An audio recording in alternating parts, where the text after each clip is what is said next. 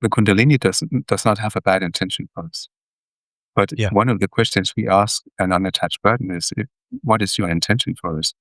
And very often, or almost, it's negative. And the Kundalini would never answer something like that.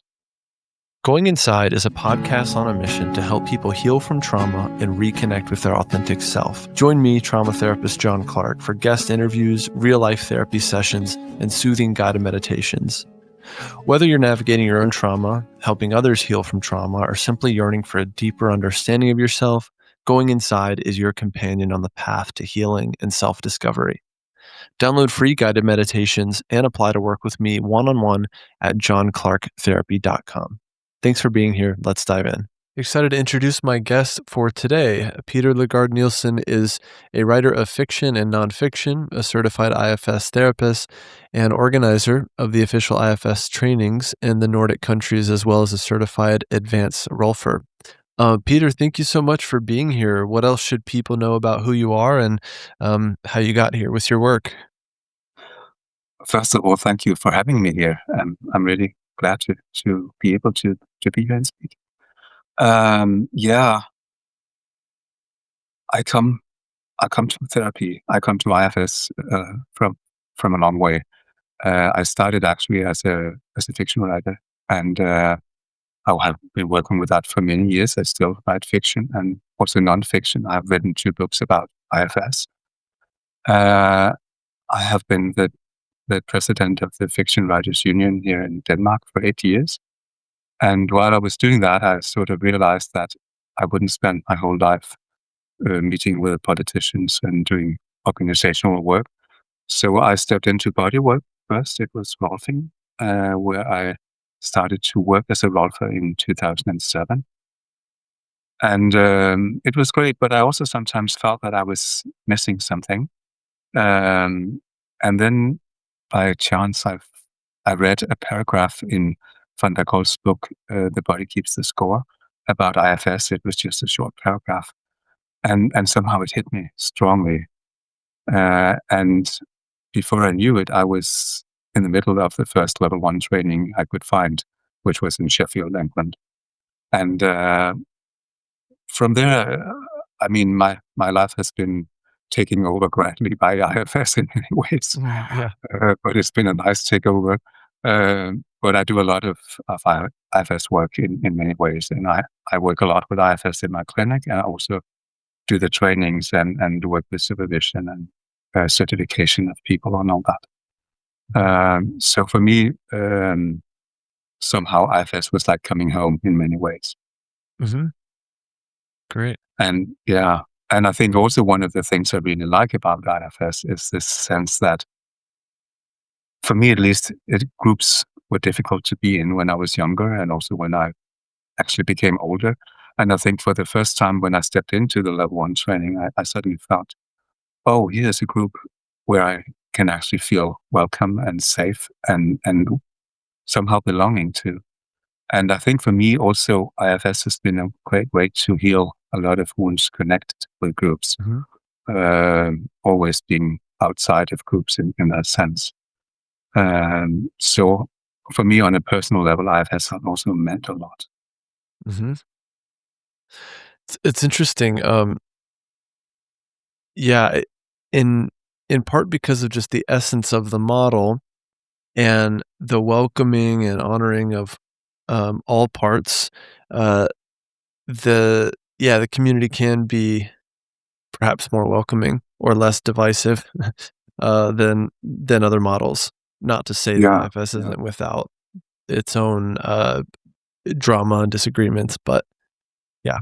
Absolutely. Yeah, you get to the drama and the disagreements also.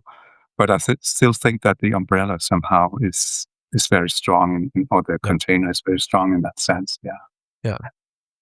Yeah. Tell me more about your unique kind of work with IFS, because I know, a lot of people come on this show and they have a kind of like IFS and blank kind of area of IFS that they work in or studied in. So yeah, where have you taken the model? I think for me, it was very important to be able to integrate the body to a big degree in my work. And I think I still do that after now 6 or 7 years with IFS. I still also do body work.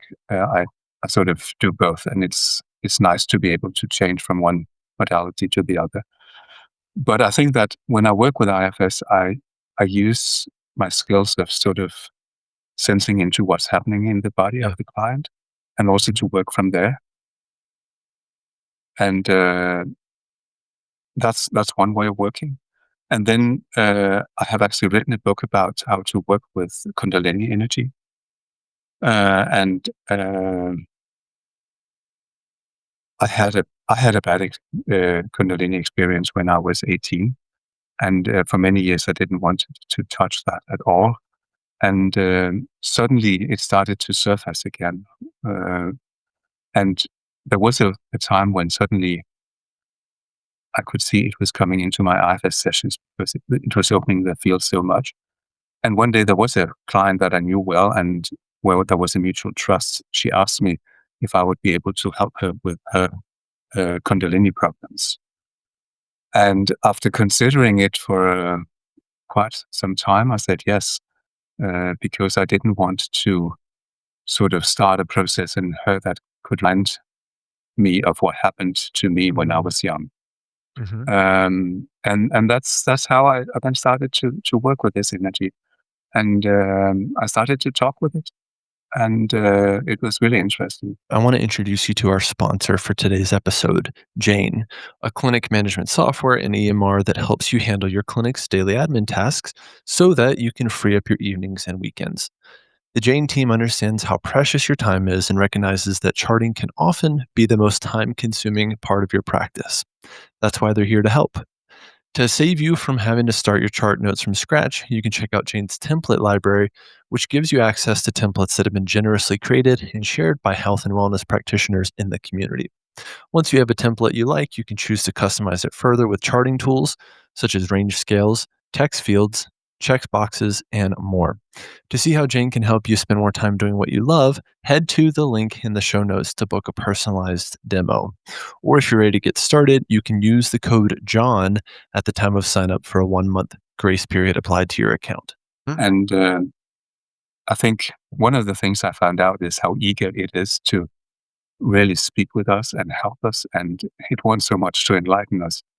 But that's also the problem, because it's too eager in many ways, and we can't always stand this strong energy. And then it becomes destructive instead. But actually, by using some of the techniques from IFS, like saying, could you maybe turn the intensity a little bit down? Then we could sort of start to really be with it and allow it, and also say to it, if you will cooperate with us, then we could maybe help you to get up into the head what you actually like to do. And we know there are some blocks on the way up, so we had to talk with all the protectors. And we talked with this client's protective system and finally got the allowance so that it could go up into the head of her. And she was perfectly fine with that. She was also afraid that she could come back and that she would be stuck forever in some kind of what looked like spiritual bliss, but might in the end turned out to be the opposite if she stayed there too long. And I had struggled so much with this energy, and I did really not want anyone else to experience the same.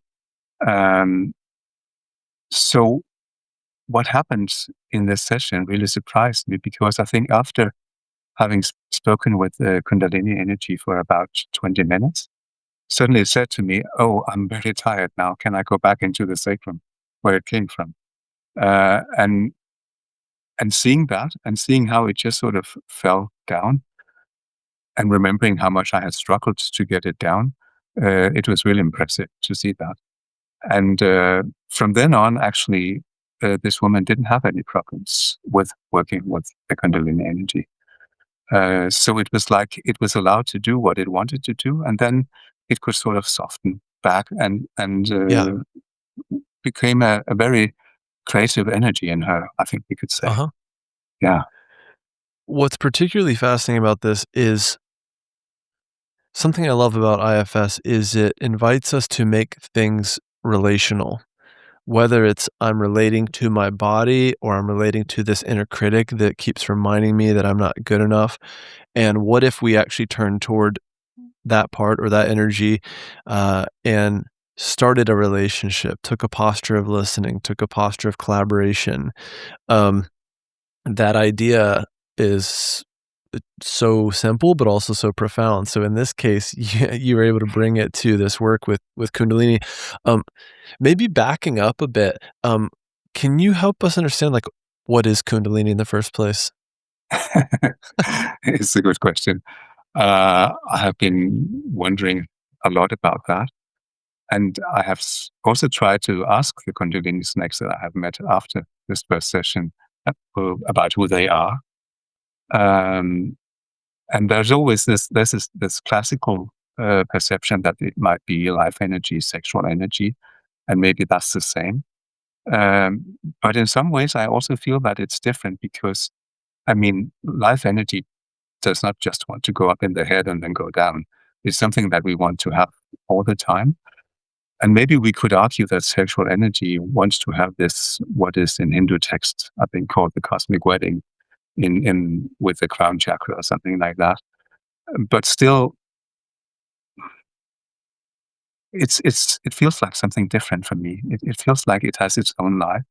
Okay. And that's also what I feel when I speak with it, that it's sort of very close to life energy and also very close to sexual energy, but that it also has its own properties.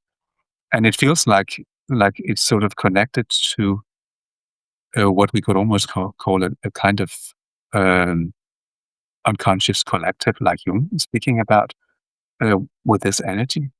And when I started to speak with the Kundalinis, there came a lot of sadness up from that, and pain and hurt.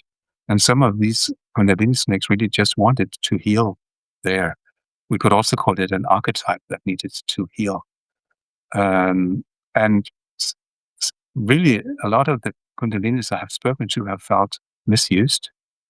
They feel that we are sort of greedy for their what they can do to us and this enlightenment. And some of them feel that they have been sort of poked and whipped and forced to sort of rise or whatever has happened to them, which was also a total surprise to me.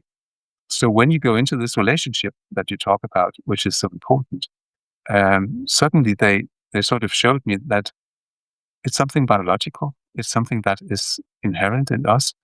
And it's also something that we can meet in a gentle way and actually be with. And then it's very willing to, could we say, give us its gifts or something like that. But that's very sort of different from the traditional way of perceiving how to work with Kundalini, Okay. at least in many traditions in that sense. So that was for me really exciting to go into that field and see how does the world look if you look at through the eyes of the Kundalini. You mentioned you had a negative experience when you were younger. Could you say more about that? Yeah, I can do that. I was doing a yoga training. It was sort of very basic. And then the year or the summer after I graduated from high school, I was very lonely and sort of lived in a very remote area of Denmark. And then my yoga teacher invited me to come and help 14 days. She had a training during the summer. I didn't have to pay. I could just help her. And I learned some meditation techniques. And then when I came home from that training, one day I was sitting meditating and suddenly it was like a small veil fell down. It could also have been sort of the wind coming in through the window or something. It was nothing. But when I went to bed that night, I couldn't sleep because when I tried to went down into sleep, I came to a level of meditation that I couldn't surpass. And I thought, okay, I will sleep the next night. I'd never tried not to sleep the whole night. But the next night, the same happened. I couldn't get down into sleep. I could just get to the meditation layer. And then it started to become scary. And I think on the third day, I became really anxious and the meditations started to become very violent. a lot of torture scenes and all that. And I was 18. I had no knowledge of Kundalini or anything, and no one did at the time in Denmark. So it was really scary to be there. I thought, I'm going mad. What is happening to me? And it just continued for 7 days where I didn't sleep. I spoke with the yoga teacher, but she had some not very efficient techniques that I could maybe try to use, but it didn't work. And then if I should use the IFS language, I would say that on the 7th day, there was a firefighter saying, now it's enough. It's enough pain. It's enough terror. You better kill yourself. And then when I tried to do that, there were some managers that took over and said, no, we have to save you. And then I sort of went into where my parents were sleeping. It was early morning, and I said, you have to drive me to the doctor. And that was the interesting part for me, that when I came to the doctor, he didn't believe me, because he said, meditation, it will not bring you there. Something else must have happened. And I knew that moment I just had to get out of his clinic, because what would happen there would never heal me or do anything. Something terrifying about that, being in this incredibly vulnerable state. Yeah. Reaching out for help, going to a doctor who, doctors have so much power and authority in our world. Yeah. And then hearing, no, it's not that. Yeah. And there was so much shame around it, just having to show this to my parents, but also what would the village think? Because everyone knew everyone, and now this strange guy, he's totally freaking out. So, but he gave me a shot, so that I slept for 24 hours.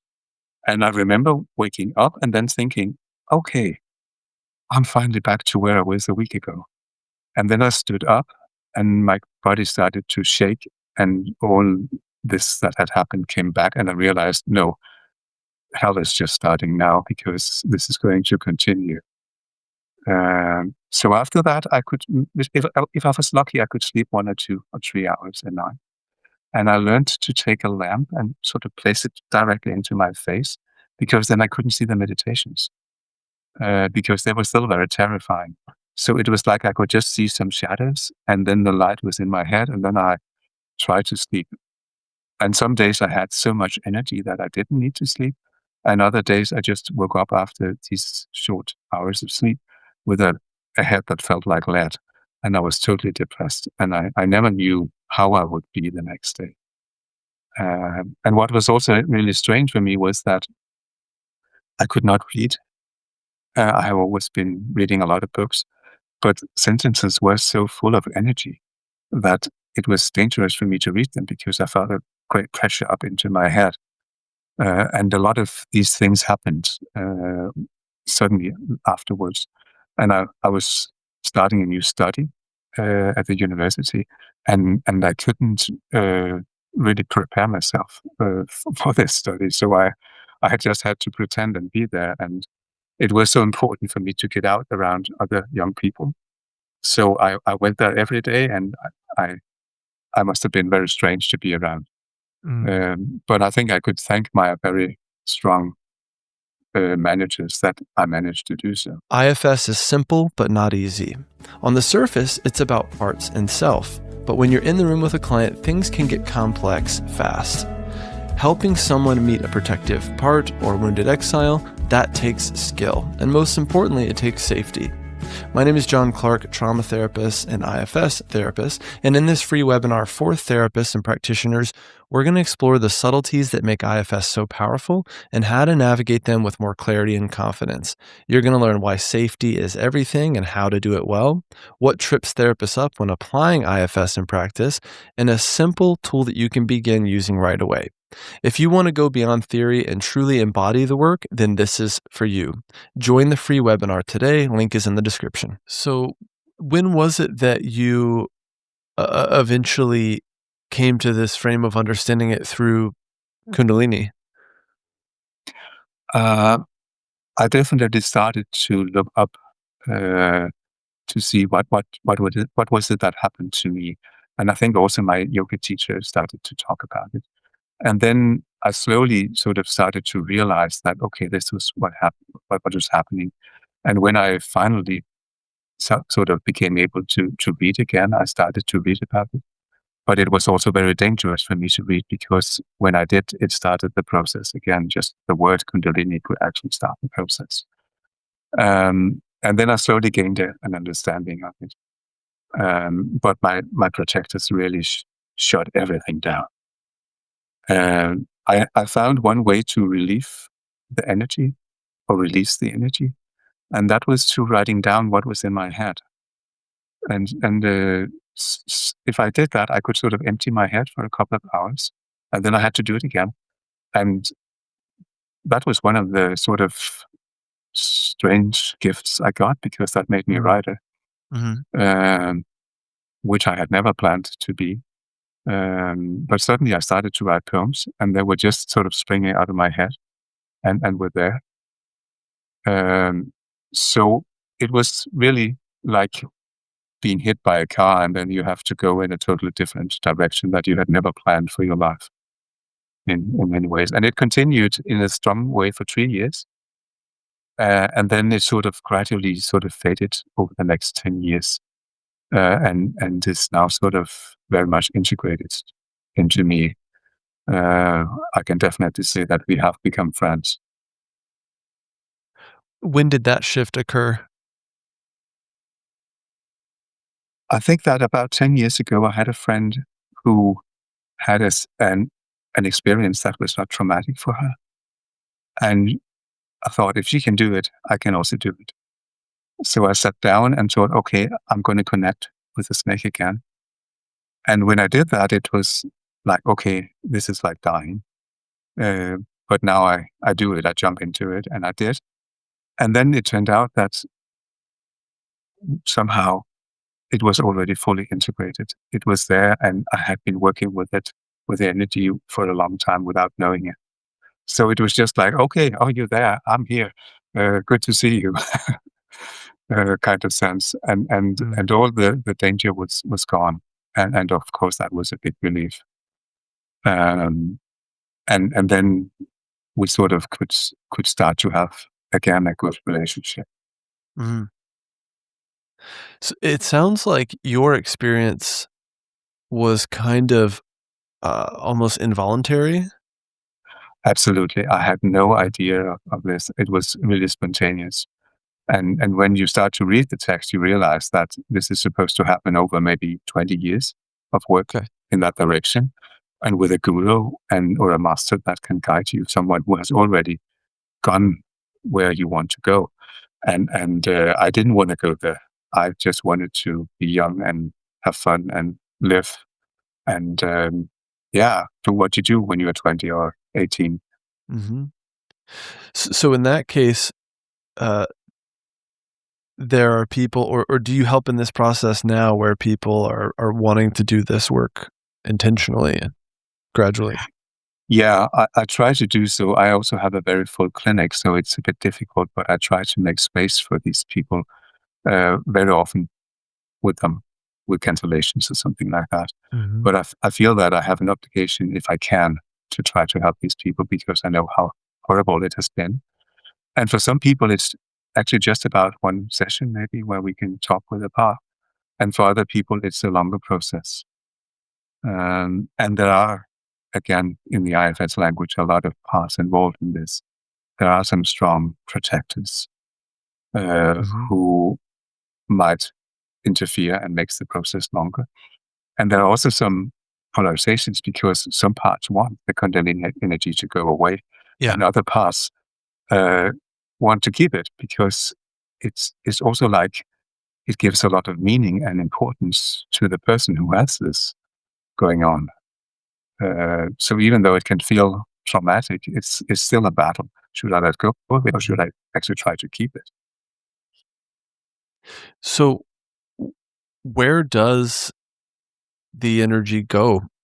Or what is the eventual, relationship that you hope one settles into? I think that what I hope for my clients is that they can get to this point where they can integrate the energy and work with it when needed, but without being overwhelmed. And that the Kundalini is also aware that it has sort of free reign when it wants it, but that it also have to go down again, and that it needs to relax in the sacrum when it's not super active. And under every circumstance, that it should not overwhelm the client and make these problems. And it seems also that the Kundalini sort of understands that. And sometimes it becomes very eager, but also I teach the client how to speak with it and say, but you could just calm down and just be with it. And then it sort of knows, if I do that, I'm allowed to do what I want to do. Yeah. And that's a big reward for it. Yeah. How do you help people discern whether they are interacting with Kundalini or something else? Yeah, it's a good question. And I have been asked that many times. And my first answer would be that it's probably easier when you sit there and sit in front of the client and work with it. But there are a lot of different things that can happen. If you don't have the pressure up into your head, if you don't have this explosion of energy, it's probably not the Kundalini. Sorry. Yeah. Then I don't think it's the Kundalini energy that is working there. Some clients come with other energies that could be filling their body and also filling them with trauma, but it's more like filling a balloon, for instance. It doesn't feel like the Kundalini. And then there are some people who come with what we in IFS call unattached burdens, which can be Kundalini connected sometimes, but is not per se Kundalini. And I often have to separate that and work with that with two different kinds of ways of working. Yeah, can you tease that apart a little bit more? Yeah. For instance, the Kundalini does not have a bad intention for us. But one of the questions we ask an unattached burden is, what is your intention for us? And very often, or almost, it's negative. It hates us, or it does not like us, or something like that. And the Kundalini would never answer something like that. And then also the Kundalini has this wish to enlighten us, which a lot of other energies does not have in that sense.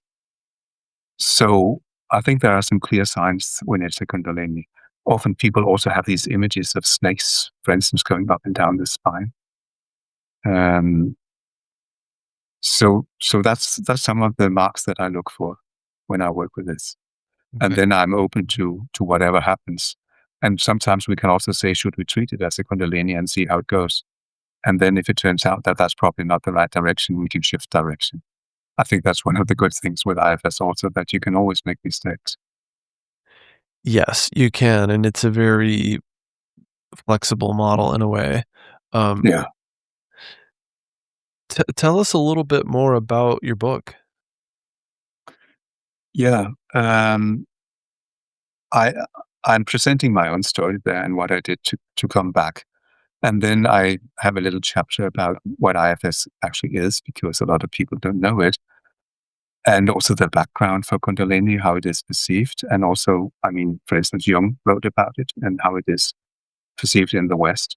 And then I go into more detailed, how do I actually work in a clinical setting with a Kundalini, what I'm looking for, what to expect. And then at the end, I have a transcript of a session where I work with Kundalini and where a client is sort of getting to a good place working with it. So, wow, I would love to read that transcript. Yeah. That sounds fascinating. Yeah, it is absolutely. And it's also very easy to get the book. You can buy it on Amazon or in the online bookstores. But I guess I can send you the transcript of the book or this conversation. Yeah. Yeah, I'd be very interested in that. And you mentioned general conception of Kundalini from the West, or in the West. And my assumption is that, especially for a lot of therapists, psychologists in the US, the immediate association with Kundalini is sexual energy. Yeah. And so then therapists go, okay, well, then we're kind of doing sex therapy. Do I do sex therapy? Do I not? And perhaps the whole thing shuts down, Yeah. depending on what Yeah. kind of work you do. But yeah. Yeah. I think it's very important to be specific here also because Yeah. I think a lot of people can do, let's say, Kundalini yoga and have these feelings of energy moving that can be very sexual. But what I'm working with and writing about and talking about is when everything goes wrong and this spontaneous, strong thing happens, which absolutely does not feel sexual at all. I think I actually it see. robs of sexuality. So for me, there is a big difference there. I'm not talking about the everyday work with Kundalini in that sense, the Kundalini energy. This is a strong, sudden awakening that is happening. And it's very important to be specific about that. Yeah. So yeah, Yeah, I appreciate that distinction. That is really helpful. yeah, it's like the declaration of it also. Yeah. Uh, You mentioned, yeah, we've got a few minutes left here, but you yeah, mentioned something that was really important to your process was just starting to write, which is really simple, but again, can be really profound for kind of metabolizing one's own thoughts, feelings, experiences. What else would you recommend a person do who's going through something like this? yeah. I guess And that maybe that's too writing is big a not. question for Yeah, 5 minutes. I could answer very easily that it's individual, but Yeah. maybe writing is not helping everyone, but it could be a way to try to work with it. And then what helped me also was really walking. I walked and walked and walked in nature and being with nature.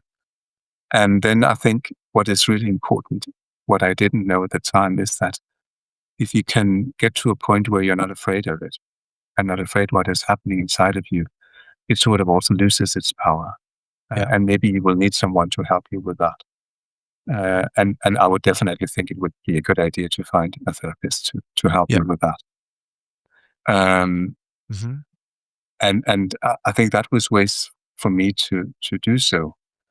I also decided to sort of start to primary, sort of to get connected to the earth, Mhm. um, and that somehow also worked. Uh, I tried grounding exercises, but they didn't work for me.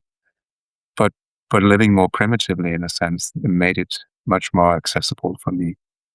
I couldn't come down. The energy was too strong for that. And then I also think it's important to think about that IFS is a constraint release model. And what are the constraints? What is actually uh, what is making it so that you can't come down? Can you work with those constraints and see what happens there? So Yeah. that's some of the things I'm working with. It's fascinating. It's really a IFS is really a perfect fit in this case. Um, Yeah, it is. Yeah, if only you had it in your back pocket when you went through this, or if that I have doctor many. had it available. Yeah, I have thought that many times. If I had I known bet. someone who knew this, I could maybe have fixed it in one day or something like that That's instead of right. all But that. then you wouldn't have gotten the book out of it, so, No, I wouldn't. No um, trauma, no book. right. Well, some Yeah, parallels, again, and we've had Bob Falconer on here a bunch of times. He's like a fan favorite of this show. yeah, And we've talked about his book, his process for it was working great. with UBs, and Yeah, one piece that's really important is that we have courage and feel some sense of courage to go toward these energies and these experiences, whether that's you personally going through it and or the practitioner you're working with is having that courage. um and I would pair it with curiosity, of course. But yeah, I heard that part as well, for your advice, which makes sense. yeah. I mean, it's paramount to be able to meet this with a calm Yeah. quality of self. Absolutely. Yep. Yeah. And be there with it. And I mean, Bob has been teaching in really good ways around this. And he actually also wrote the foreword for my book. So yeah, Very nice. That's great. yeah, Um, Well, Peter, this has been a really great kind of introduction to your work and these ideas. I'd be very curious to well, something I can do is some homework around getting my hands on your book and then maybe having you back on for a deeper dive because yeah, I would love to go deeper with this stuff, and I know in our limited time here, there's we're just scratching the surface. So for an Mm. experience as profound as this, I don't want to pretend like we can do it justice with a short conversation, but hopefully this has cracked the door open for people to get curious or more curious about this. So yeah, Yeah, I would love to come back. yeah, So, that'd be great. yeah, good. Anything else people should know for now in terms of your current, well, first of all, like you mentioned, where to get the book, things like that, and then maybe learn more about your work and follow along. Yeah, I have this one book in American or in English that you can buy from all online stores. It's called Hmm. Spontaneous Kundalini Awakenings, Healing the Damage Through IFS. Um, I have also written a book about IFS in Danish, but it's another thing. Um, I I don't publish so much about my work in per se. I mainly work here in Denmark. I do have Hmm. online clients sometimes, but Yeah, I also have to say that I have a very full clinic, so I probably won't be able to take new clients in. yeah, And that's always the problem. yeah, yeah. So yeah, Great. This is a good start.